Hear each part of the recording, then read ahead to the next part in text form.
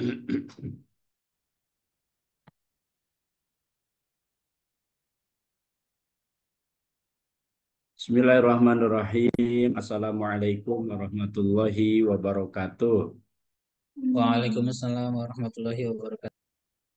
Alhamdulillahirabbil alamin. Alhamdulillahilladzi anzala sakinata fi qulubil mu'minin liyazdadu imanan ma'a imanihim. Asyhadu an la ilaha illallah wahdahu la syarikalah wa asyhadu anna sayyidina Muhammadan abduhu wa rasuluhu la nabiyya wa la rasula ba'da hatta yaumil qiyamah. Allahumma salli wa sallim ala sayyidina Muhammadin wa ala alihi wa ashabihi ajma'in. Rabbi shrah li sadri wa yassir li amri wa hlul 'uqdatam min lisani yafqahu qawli. Segala puji hanya milik Allah dat yang telah memberikan kepada kita semuanya, sehingga alhamdulillah Bapak Ibu sekalian sudah sekian pekan kita tidak bersilaturahim kembali, sehingga alhamdulillah hari ini kita bisa bersilaturahim dan insya Allah kita akan melanjutkan kajian kita selanjutnya masih dalam pembahasan fikih ibadah di dalam kitab Safinatun Najah karya Syekh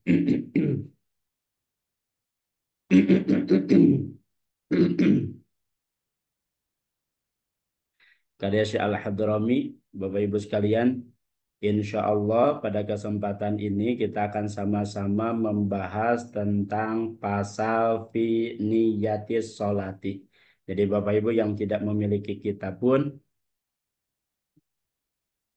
silakan bisa melihat di layar sudah ditampilkan ya Bapak Ibu sekalian, sehingga Bapak Ibu jika memang nanti ada catatan yang harus kemudian ditulis, penjelasan yang kemudian harus ditulis enggak sebagai pelengkap daripada penjelasan dalam pembahasan pasal ini ya Bapak Ibu sekalian.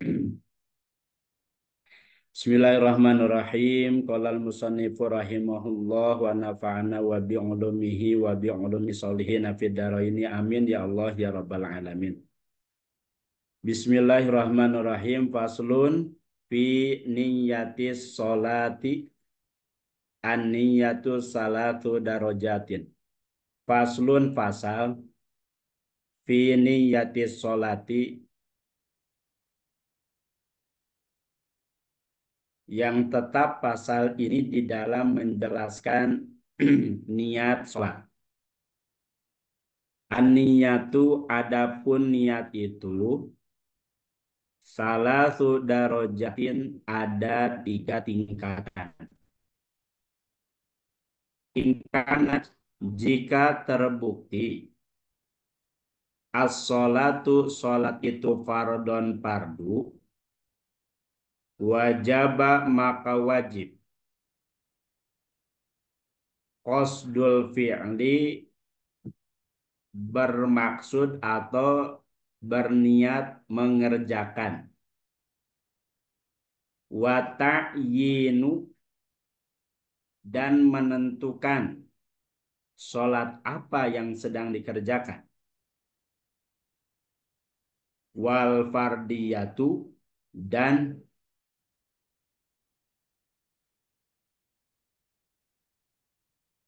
membaca keparduannya. Wa ingkanat dan jika terbukti sholat itu nafilatan, sholat sunnah, muaqqatatan yang di waktu-waktu, karotibatin seperti sholat rawatib, au dzata sababin atau sholat sunnah yang memiliki sebab, wajib maka wajib qasdul fi'li bermaksud mengerjakannya, wa ta'yinu dan menentukan sholat apa yang dikerjakan. Wa ingkanat Dan jika terbukti sholat itu nafilatan, sholat sunnah mutlakotan, sholat sunnah mutlak, wajaba maka wajib, qasdul fi'li fakot bermaksud mengerjakannya saja. Al-fi'lu adapun yang dimaksud dengan qasdul fi'li usolli yakni lafad usolli. Wa ta'yinu dan adapun yang dimaksud dengan ta'yin menentukan sholat yang dikerjakan zuhron yaitu lafad zuhur au asron atau asar. Wal fardiyatu dan adapun yang dimaksud dengan al fardiyah fardon yaitu lafad fardo. Kita ulangi sekali lagi ya Bapak Ibu sekalian. Paslun pasal fi niyati sholati yang tetap pasal ini di dalam menjelaskan niat sholat. An-niyatu adapun niat itu salatu darajatin ada 3 tingkatan.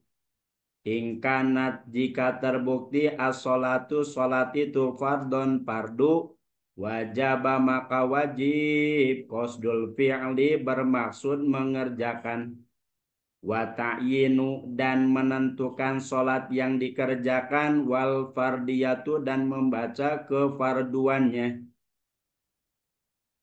Wa ingkanat dan jika terbukti sholat itu nafilatan, sholat sunnah muakotatan yang di waktu-waktu.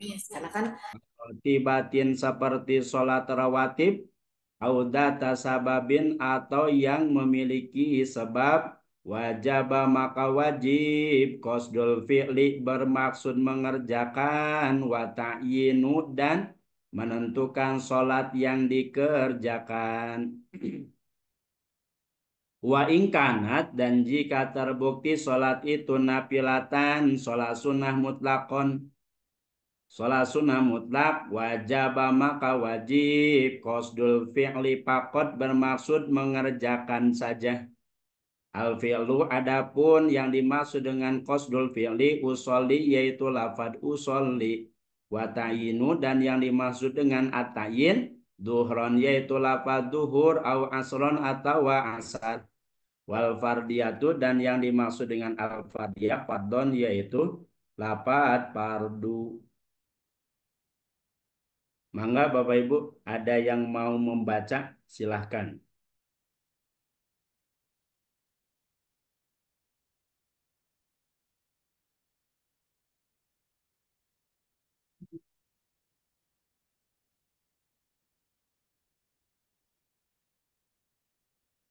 Ada yang mau nyoba baca dipersilakan Bapak Ibu.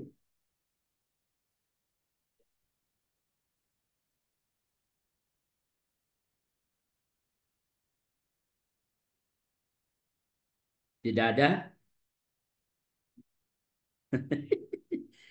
Ini lumayan begitu ya.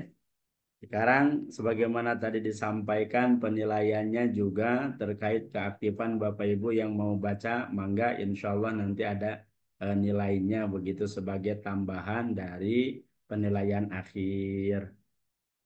Ingkanat Siapa tadi?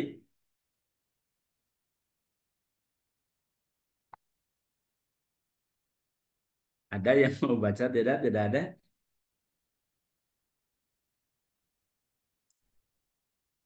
Baik, kalau tidak ada, terima kasih banyak Bapak Ibu sekalian.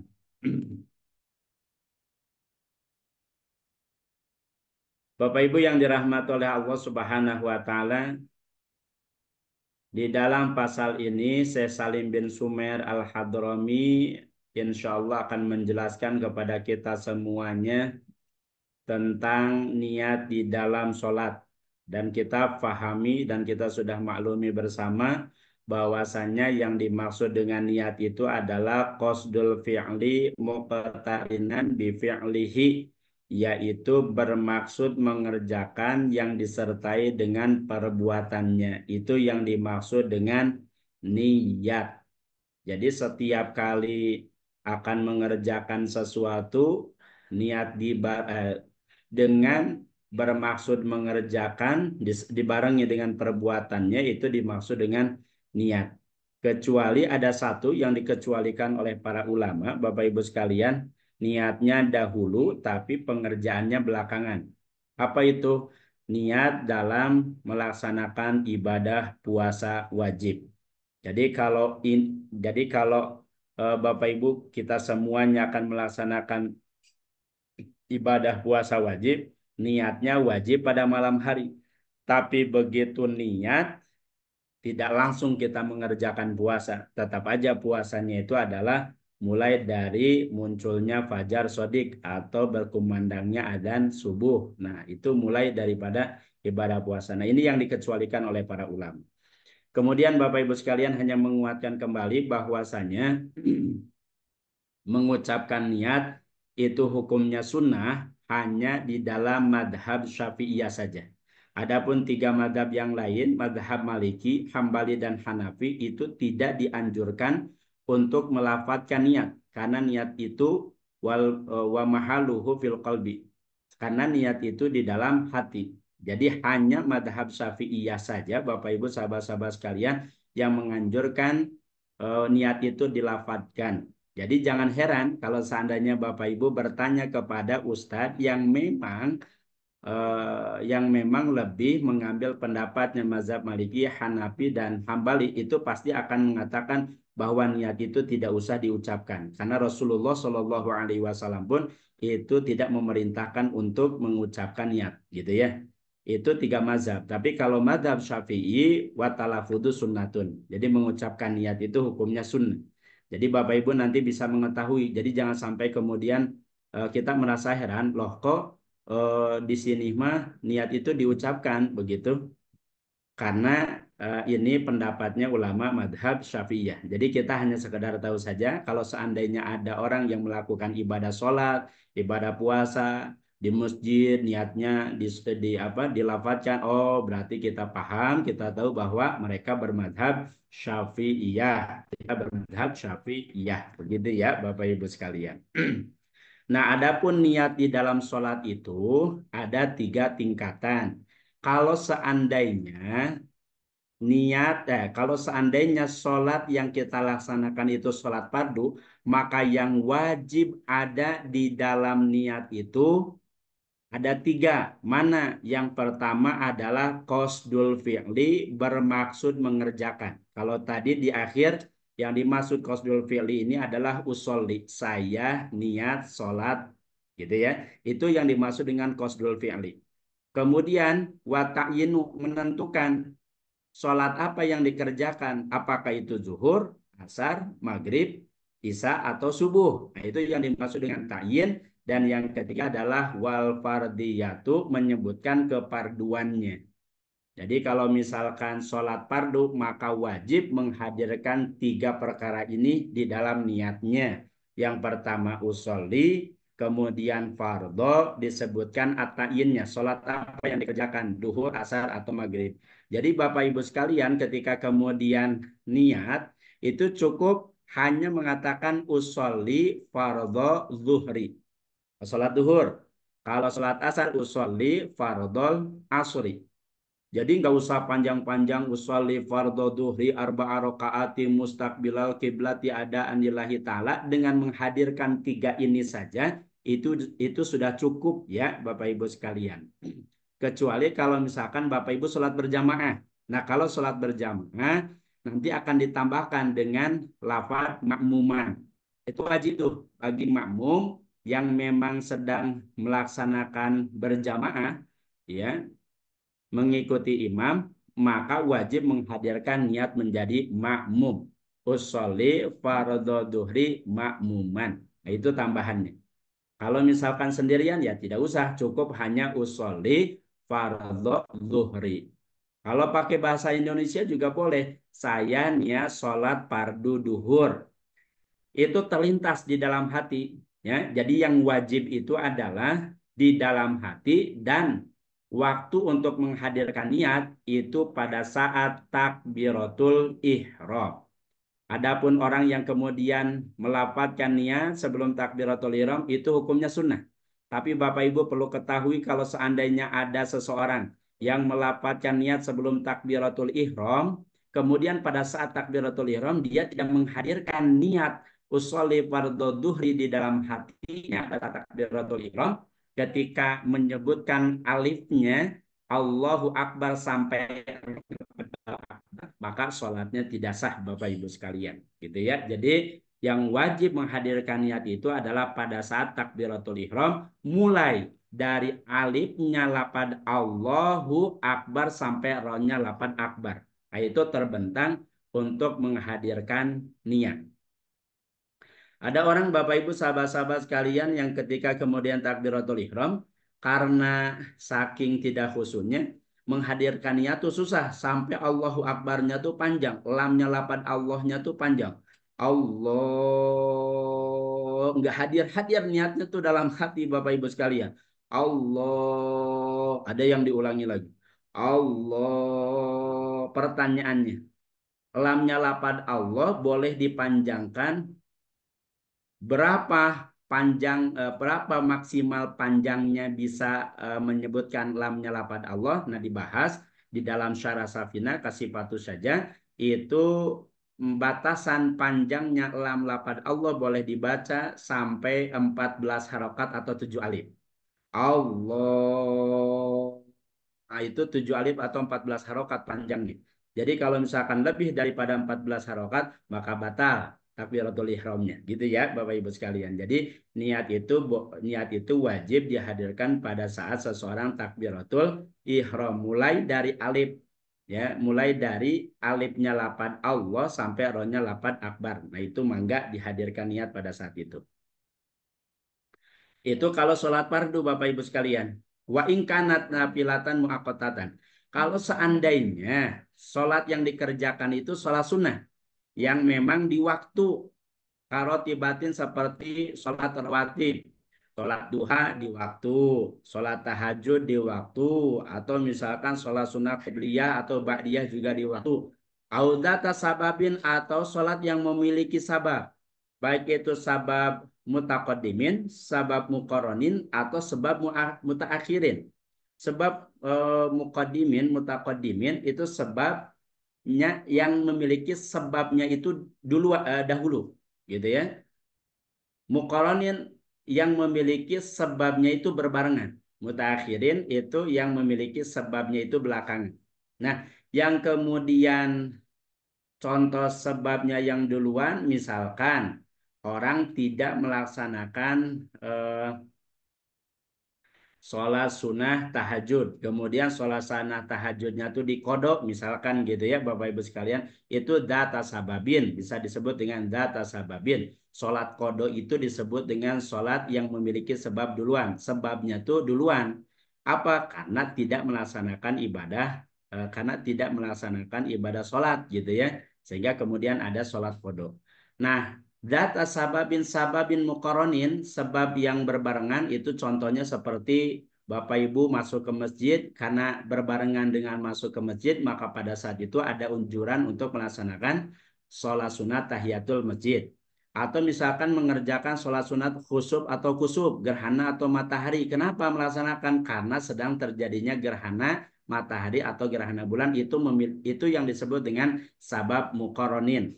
Atau misalkan sebab yang mutakhirin, gitu ya, sebabnya tuh belakangan, milih jodoh gitu ya Bapak Ibu sekalian, sholat sunnah hajat, sholat sunnah istikharah. Maka Bapak Ibu sekalian, sholat sunnah yang memang di waktu seperti sholat rawatib atau sholat yang memiliki sebab, baik itu mutaqaddimin, baik itu muqoronin atau mutakhirin, maka dalam menghadirkan niatnya cukup hanya dua saja.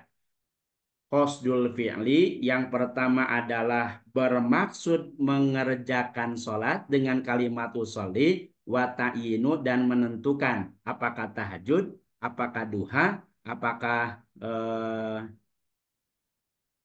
tahiyatul masjid gitu ya. Saya niat sholat tahiyatul masjid gitu. Jadi sunnahnya tidak usah diucapkan. Itu sudah cukup Bapak Ibu sekalian. Sudah sah menghadirkan niatnya. Usolli tahiyatal masjidi misalkan. Usolli tahajudi, usolli duha. Nah itu cukup hanya menghadirkan niat seperti itu saja Bapak Ibu sekalian. Kalau seandainya sholat sunnahnya adalah sholat sunnah yang di waktu dan yang memiliki sebab. Kemudian yang ketiga, wa ingkanat nafilatan mutlakon, wajaba qasdul fi'li faqat. Kalau seandainya sholat yang dikerjakan adalah sholat sunat mutlak. Sholat sunat mutlak itu sholat yang memang tidak ada bilangan. Gitu ya. Mau satu, mau dua, mau tiga, atau mau lebih. Berapapun itu disebut dengan sholat sunat mutlak Bapak Ibu sekalian. Seperti dulu yang pernah dilakukan oleh Abu Dar Al-Ghifari. Saking banyaknya nggak tahu sudah berapa jumlahnya begitu Bapak Ibu sekalian. Nah itu disebut dengan sholat sunat mutlak. Contoh misalkan Ustadz Nur Fajar melaksanakan sholat sunnah qobliyahnya di rumah. Ketika kemudian ini ya sholat duhur. Nah sebelum berangkat ke masjid, saya sholat sunat qobliyahnya di rumah. Kemudian berangkat ke masjid, sholat lagi. Karena kadang si imam itu tidak tentu, datangnya kadang cepat, kadangnya terlambat begitu ya. Akhirnya sholat sunat, hanya sholat sunat mutlak saja, Bapak Ibu sekalian. Maka ketika pas Ustadz Nur Fajar ini baru 1 rakaat, kemudian imam datang langsung qomat, udah aja, langsung aja nggak usah berdiri, duduk, tahiyat langsung salam. Nah, itu sholat sunat mutlak. Boleh 1 rakaat? Boleh. Bagaimana menghadirkan niatnya? Kalau sholatnya sholat sunnah mutlak, maka yang wajib untuk dihadirkan hanya qasdul fi'li saja, bermaksud mengerjakan dengan kalimat usolli gitu Bapak Ibu sekalian gitu ya. Itu kalau sholat sunat mutlak, saya niat sholat, cukup begitu, itu disebut sholat sunat mutlak. Begitu Bapak Ibu sekalian, ini penjelasan dalam pembahasan finiyatis sholati. Wallahu alam bisawab. Mudah-mudahan ada manfaatnya untuk kita semuanya. Sebelum ditutup Bapak Ibu sekalian, barangkali ada yang mau ditanyakan terlebih dahulu, dipersilahkan. Izin Ustaz, boleh bertanya? Izin Ustaz bertanya. Aduh, ramai. Ustaz mau tanya. Ini siapa dulu? Bu Yanti ya? Mangga Bu Yanti. Bismillahirrahmanirrahim. Pak Ustadz mau bertanya nih ya. Ketika kita udah sholat sunat teh, udah duha udah, sholat tahajud udah, tapi kita teh pingin sholat sunnah gitu, pingin sholat sunnah gitu. Pas tadi kan dikatakan niatnya itu niat saya sholat. Kalau mau sholat semuanya udah selesai, sholat sunnah itu udah dikerjakan semuanya karena ingin sholat sunnah gitu. Terus ketika kita tuh banyak apa ya, banyak ada urusan yang memang ingin banyak yang ingin di apa, minta pertolongan Allah kan. Ketika kita ingin minta pertolongan Allah, sholat sunnahnya gitu, itu tuh sholat sunnahnya sholat sunnah mutlak atau gimana Ustadz? Ya, baik Bu Mohon. Yanti, terima kasih, langsung dijawab saja ya. Baik, Ya. jadi terkait kalau Bapak Ibu sholat sunat duhanya sudah 8 rakaat begitu ya, ingin tambah sholat sunnah lagi, mangga boleh memperbanyak dengan melaksanakan sholat sunat mutlak. Itu mah tidak terhingga. Mau satu, mau dua, mau tiga, mau empat, silahkan Bapak Ibu sekalian.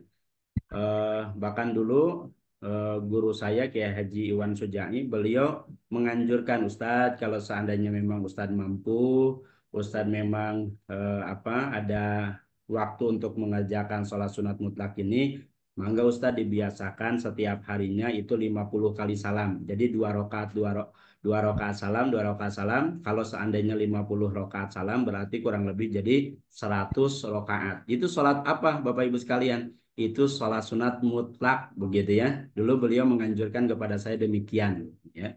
Jadi kalau misalkan Bapak Ibu sahabat-sahabat sekalian termasuk Bu Yanti ingin memperbanyak sholat sunat, mangga bisa memperbanyak sholat sunat mutlaknya. Ini sholat hajatnya sudah, sholat taubatnya sudah, sholat duhanya sudah. Nah apalagi boleh memperbanyak dengan sholat sunat mutlak. Cuman Bapak Ibu sekalian hanya saja sholat sunat mutlak itu tidak diperbolehkan dilaksanakan di waktu-waktu yang diharamkan sholat. Itu sholat sunat mutlak ya, pengecualiannya. Mungkin begitu Bu Yanti ya. Wallahu a'lam bishawab. Mangga Ibu Wiwi barangkali ada yang mau ditanyakan. Siap. Ya Ustadz, tadi yang di niat sholat poin kedua, yaitu sholat sunnah, tapi yang tadi ada, apa ya bahasanya ya? Sebentar saya cek dulu. Yang karena niatnya duluan, jadi dari malam, sebelum tidur mau sholat tahajud, tapi kodarullahnya misalnya kebablasan segala macam, sehingga punya peluang tadi ya Ustadz untuk melakukan sholat kodo tahajud. Nah, batasan waktunya seperti apa Ustadz Hendra? Atur nuhun. Baik Ibu, ini pernah terjadi kepada Rasulullah Shallallahu Alaihi Wasallam. Ketika Rasulullah melakukan perjalanan panjang, perjalanan yang jauh, sampai kemudian perjalanan itu sampai tengah malam, sehingga Rasulullah kecapean, keletihan, sampai sholat sunat tahajudnya itu kebablasan, ketinggalan, gitu. Jadi ketika melaksanakan sholat subuh, beres sholat subuh, langsung kemudian melaksanakan sholat sunnah kodo tahajud. Kapan pelaksanaannya? Fauron, Bu Wiwi. Fauron itu adalah pada saat kemudian kita ingat bahwa kita belum melaksanakan sholat sunnah tahajud, maka di sanalah kemudian dianjurkan untuk bersegera melaksanakan sholat sunnah kodonya. Sekalipun misalkan Ibu Wiwi bangun tuh sampai sholat sunat tahajud kebablasan, sholat subuh juga kebablasan, bangun misalkan jam 7, jam 8, ingat belum sholat subuh, maka fauron bahasanya dalam kitab Riyadul Badi'ah, fauron itu pada saat kemudian kita ingat bahwa saya belum melaksanakan sholat subuh, saya belum melaksanakan sholat tahajud, maka boleh dilaksanakan pada saat itu. Nah, kan nggak boleh melaksanakan sholat sunnah setelah sholat subuh. Yang tidak boleh itu adalah sholat sunnah mutlak dan sholat sunnah yang memiliki sebab mutaakhirin. Adapun mutakodimin dan mukoronin itu boleh dilaksanakan meskipun di waktu-waktu yang diharamkan sholat, gitu ya.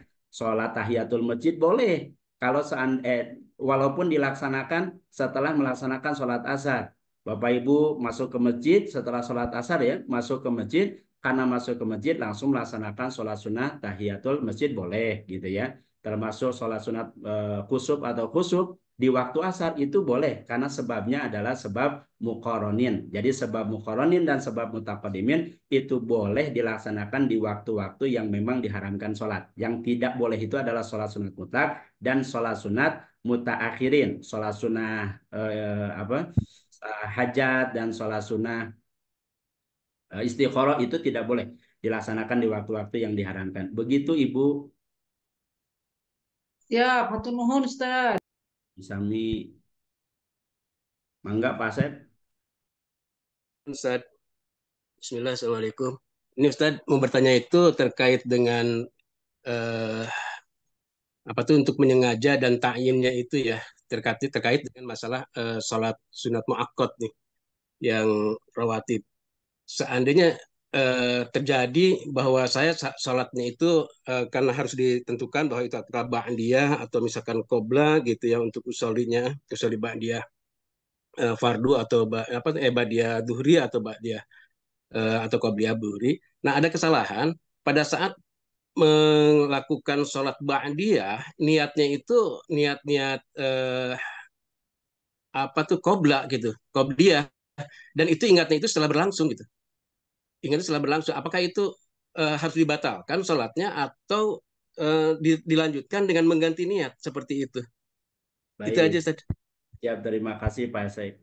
Mohon izin ya Bapak Ibu sahabat-sahabat sekalian. Jadi kalau seandainya kita kembalikan kepada kaidah awal tadi bahwa niat itu terbentang dari mulai huruf alif lapatnya Allah sampai rohnya lapad akbar begitu. Jadi kalau seandainya memang kalau seandainya memang niatnya salah, kita sholatnya sholat sunat qobliyah sementara pelaksananya badiah, maka kalau seandainya kita merujuk kembali kepada kaidah di awal maka sholatnya tidak sah.